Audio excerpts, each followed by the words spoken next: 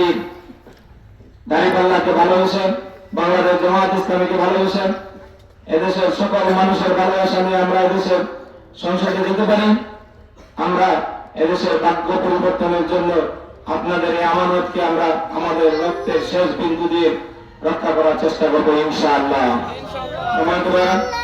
আমি আর বক্তব্য দীর্ঘায়িত না করে আমি শুধু এই কথাটুকু বলতে চাই, আমরা যারা এখানে আছেন আপনাদের মাধ্যমে আমাদের মা বোনদের কাছে আমার সালামটুকু পৌঁছে দেবেন এবং এইটুকু নিশ্চিত করবেন যে বাংলাদেশ জামায়াত ইসলামী যদি ক্ষমতা আসে আমাদের এদেশের মা বোনেরা তারা নির্বিঘ্নে তাদের স্বাভাবিক কার্যক্রম পরিচালনা করতে পারবেন এবং সেই সাথে সাথে আল্লাহ রাসূলের খেলাফতের সময়, ওমর রাদিয়াল্লাহু তাআলার খেলাফতের সময় যেভাবে নারীরা তাদের সম্মান এবং মর্যাদার সাথে জীবনযাপন করেছিল, তাদের ব্যবসা বাণিজ্য পরিচালনা করেছিল, ঠিক সেভাবে একজন মর্যাদাশীল নারী হিসেবে এই বাংলার জমিনে জীবনযাপন করতে পারবে।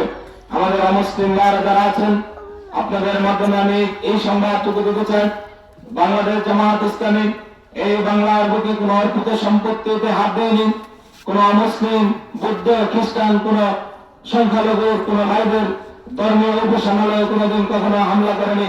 অতএব ধর্মের কাছে ধর্ম নিরাপদ। আমরা এইটুকু নিশ্চিত করতে চাই যে বাংলাদেশের আমির জামাত বলেছে সংখ্যালঘু বলে কোনো শব্দ থাকবে না।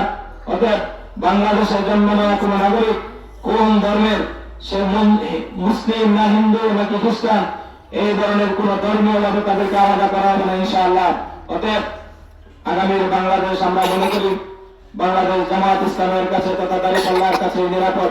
আমি আপনাদেরকে অনুরোধ করব আজকের পর থেকে আপনারা প্রতিদিন আমার জন্য আমার এই লিফলেটটা নিয়ে আমার পাড়ার প্রতিবেশী যারা মা বোন ভাই চাচা খালু আছেন তাদেরকে গিয়ে এটুকু নিশ্চিত করবেন যে দাঁড়িপাল্লা মার্কারে আমার সংশোধন সব একটা দলের সদস্য। অতএব তাকে ভোট দিয়ে আমরা আমাদের এই আমানতকে তার কাছে নিরাপদ রাখতে পারি ইনশাআল্লাহ। আমি আপনাদেরকে অনুরোধ করব আমার এই সালামটুকু, আমার এই দাওয়াতটুকু যারা এখানে আসে না তাদের কাছে পৌঁছাবেন। আর সেই সাথে সাথে আমি এখানে দাঁড়িয়ে কথা বলছি, আপনাদের এই আমানত যথাযথভাবে রক্ষা করার জন্য আমার জীবনের শেষ সপ্তাহবিন্দু দিয়ে চেষ্টা করবো ইনশাআল্লাহ। আমার তৌফিক ইল্লা বিল্লাহ। আসসালামু আলাইকুম ওয়া রাহমাতুল্লাহ।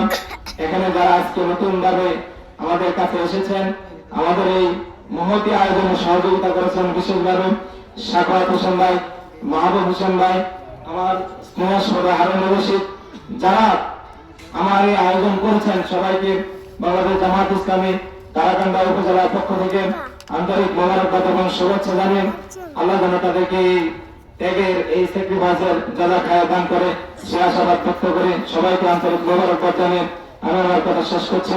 আসসালামু আলাইকুম ওয়া রাহমাতুল্লাহি ওয়া বারাকাতুহু।